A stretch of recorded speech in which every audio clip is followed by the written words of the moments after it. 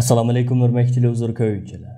Dunyo Uyg'ur qurultayi to'g'ri televiziyasi kundalik xabarlar programmasiga xush keldinglar. Men Hidoyat Musajon. Aziz ko'ruvchilar, tuvanda diqqatinglar bugungi xabarlar programmamizning tafsilotida bo'lsin. Yangi yil munosabati bilan Erkin Osiyo radiosuning maxsus ziyoratini qabul qilgan Dunyo Uyg'ur qurultayining raisi Dolqin Aysa bilan Qurultay ijroiya komitetining raisi Umar Qanat apandilar 2021 yili xalqaroda yuz bergan Uyg'urlarga munosabatlik hodisalarni qisqacha xulosalab tuvandagilarni bayon qilishdi. 2021 yili Sharqi Turkiston davosining xalqaroda kuchlanishi bizga istashtı qilgan davlat, hukumat, parlament, xalqaro tashkilotlar jihatdan bo'lsin, nihoyatda zo'r ilgirlashlar bo'lgan bir yil deyamiz. Dunyo qurultayi nuqtasidan shundoq 2021 yili eng muhim omillardan birisi yalnız bu Uyg'ur tarixida, Sharqi Turkiston tarixida emas, balki 21-asrda insonlik tarixidami muhim deb qaraladigan mush Uyg'ur sotining amillashgan bir yil bo'ldi. Ve en ahir kararımı Uygurlarga yapılgan bu cinayetinin irqi qirg'inchilik ve insaniyetga cinayet olganligi xalqaro qonunlar bo'yicha tamıq bisilgan bir yil. Buningdan boshqa 2021 yili Dunyo qurultayi boshliq Uyg'ur tashkilotlari va bir qism xalqaro inson huquqlari tashkilotlari, ommaviy tashkilotlar, ishchilar uyushmasi birlashib 400 dan ortiq tashkilotning ishbirligida Xitoyning Sharqiy Turkistondagi qul ishchi, ya'ni majburiy emgigini to'xtatish munosabati bo'yicha xalqaro bir hamkorlik gruppasi qurilgan bir yil bo'ldi. Bu hamkorlik gruppasining ishida bu tashkilotlar va hamkorlik gruppasi nurg'unlagan xalqaro shirkatlarga besim qilish, hukumatlarga besim qilish orqali bir qism shirkatlarning Sharq Turkistondagi bu majburiy emgak bilan chetishgan shirkatlarning tijoratini to'xtatishiga sabab bo'ldik. Bu cho'ng bir ilgirlash. 2021 yili yana xalqarodagi 7 parlament, bir qism hukumatlar, Amerika hukumati bo'lib, Sharq Turkistondagi bu zulmni irqiy qirg'inchilik deb qabul qildi. Bu tarixiy bir hadise. Bunun da Dünya Qurultayi başlık teşkilatlarının, her qaysi devlet teşkilatlarının, faaliyetçilerinin, kamu şahitlerinin oynagan rolü zor buldu. Onun deki yana 180'den artık teşkilat, keyin bu 200'e yakın badi Uygur, Tibet, Hong Kong, Tayvan teşkilatları ve başka xalqaro teşkilatlarının hemkarlığında Beijing 2022 qishliq olimpikni boykot qilish uchun bir hamkorlik gruppasi qurildi. Bu hamkorlik gruppasi bilan bu tashkilotlar Olimpik komitetiga qarshi cho'ng harakatlarni yapadi. Bu harakatlarni hozir 11 davlatning hukumat rasmiy shaklda buni diplomatik boykot qilganligini jakoladi. Bir qism tanarkachilarmi bu Beijing olimpik bormaydiganligini jakoladi. Bu harakat yana davom qiladi.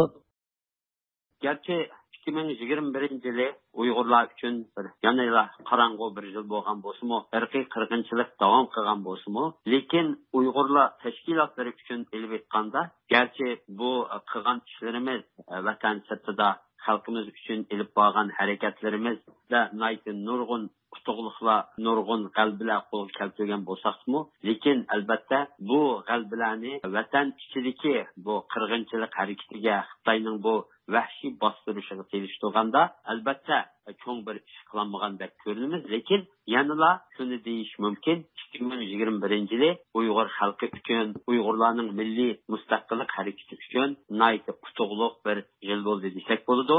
Masalan biz UHRP bo'lish sifatimiz bilan Uyg'ur kishilik huquq qurilishi bo'lish sifatimiz bilan boshqa Uyg'ur tashkilotlari bilan hamkorlashgan holda, masalan Amerikada Uyg'ur Amerika birlashmasi bor, uningdekida Uyg'ur harakati bor, unda Dunyo Uyg'ur qurultayi va mush tashkilotlar birlashganida eng cho'ng qo'l kelgan qalbimiz Amerikada deyman. Mushu Uyg'ur majburiy emgakining oldini olish qonun loyihasini kongressdan o'tkazishimiz va uningdekida bunun bir qonun laşqanlığı olup hesaplandı. Hazır Amerika'da Uygur mecburi emgikinin oldini iliş kanunu var. Yani bu nayt çoğun bir kutu.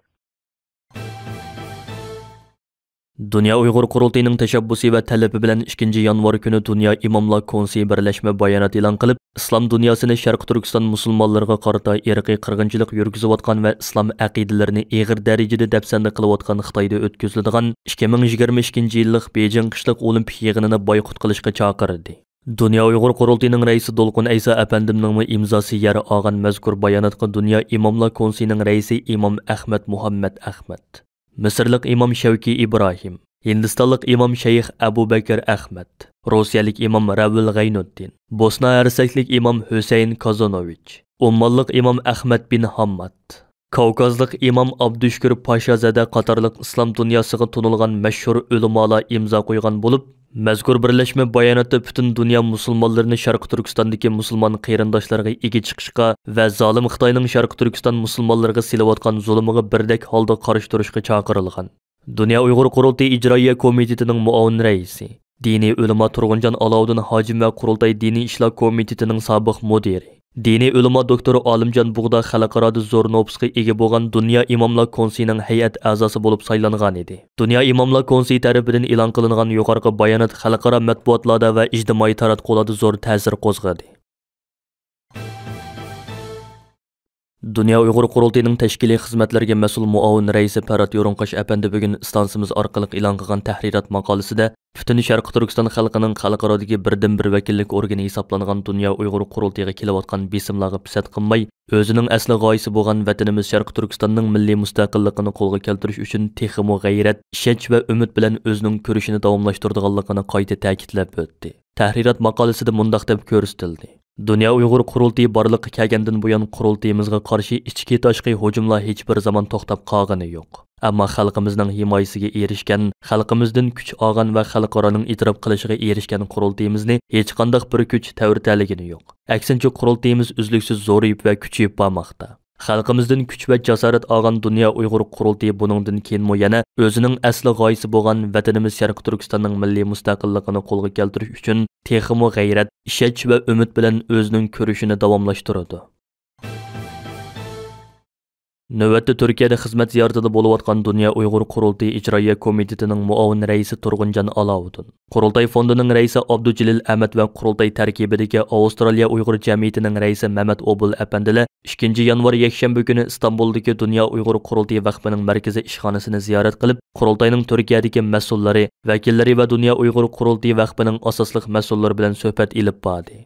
Dünya Uyg'ur Qurultayı vaqfining raisi Abdurashid Abdulhamid apandi suhbatni qilgan so'zida Qurultay vaqfining Turkiyada qonuniy tasdiq bilan qurilib rasmiy faoliyat boshlashining Dünya Uyg'ur Qurultayining Turkiyadagi ta'sirchanligini oshirishda hayotiy ahamiyatga ega ekanligini, Dünya Uyg'ur Qurultayi vaqfi qurilgandan buyon o'zlarining Turkiyada aktiv faoliyat ilib berayotgan har qaysi qarindosh tashkilotlar bilan bo'lgan o'zaro hamkorlik va ittifoqlikni yanada kuchaytirib, milliy mustaqillik kurashimizning asosli markazlarining biri hisoblangan Turkiyadagi Uyg'ur davosining ta'sirchanligini oshirish uchun tirishchanlik ko'rsatib kelayotganligini. Garchi vaqfining qurilganiga uzoq bo'lmagan bo'lsa-mu, ammo Turkiya matbuotlarida va Turkiyadagi siyosiy, ijtimoiy sohalarda belgilik ta'sirchanlikka ega bo'lganligini ta'kidlab o'tdi.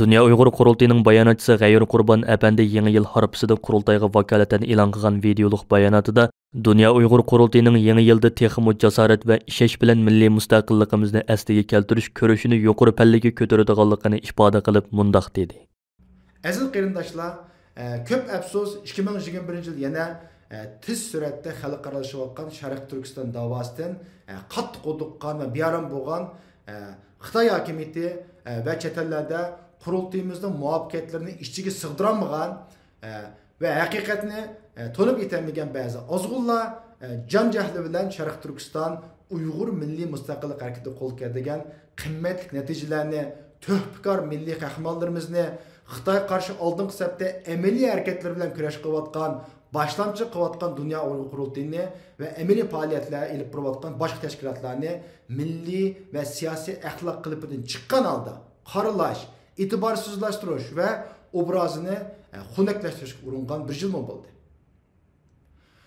Aziz qarindoshlar, Dünya Uyg'ur Qurultayining tub prinsipi hargizmi quruq gap, quruq shuvar to'lash bo'lmasdan, balki Sharq Turkistonning Uyg'ur xalqining milliy mustaqilligi uchun amaliy xizmat va jon fidolik orqali amaliy natija yaratish va millatimizning kutgan yerdan chiqishni iborat.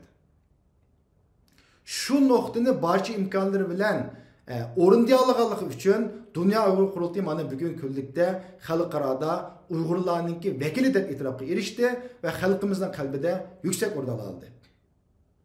Zalim Xitoy hokimiyati va chet ellardagi qisman ozg'unlarning Dünya Uyg'ur Qurultayiga qaratgan turli hujumlari va bu sababdan bir qism sap yurak, samimiy vatandoshlarimizninki qisman qaymoqish yuz berayotgan bir paytda men qurultayimizga vakolatan barliq qurultay rahbarlarini, vakillarini ve qurultayını yaqılaydigan mutlaq ko'p qism keng alam xalqimizni suiqasdchilarning davomiga tushmasligini, siyosiy jihatdan sagak va hushyor turishini Sharq Turkiston Uyg'ur Milliy Mustaqillik harakatining xalqarodagi vakillik organi hisoblangan Dunyo Uyg'ur qurultayini himoya qilishga chaqiraman.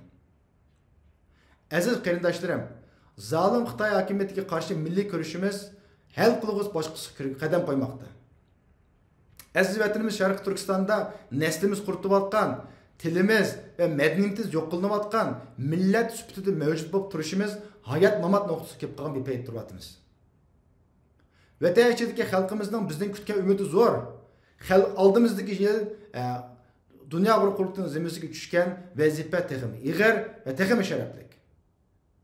Moshundaq bir jiddiy hayot mamat ko'rishida aziz xalqimizning butun kuchini zalim Xitoy hokimiyatiga qarshi amaliy ish harakatlarga qaratishga, birlik va hamkorlik ichida Xitoyning irqiy qirg'inchiligini to'xtatish yo'liga qatnashishga, bu yo'lda amaliy xizmat qilayotgan Dunyo Uyg'ur qurultayi qatorliq tashkilotlar ve pidakar inqilobchilarimizga bo'lgan qo'llashni davomlashtirishga yana bir qitim chaqiraman ve bununla shaksiz ishonaman. Yeni bir yılda hammamizning tiniga salomatlik, ailesiga xotirjamlik, ishlariga utuq ve milletimizga hurlik yor bo'lg'ay.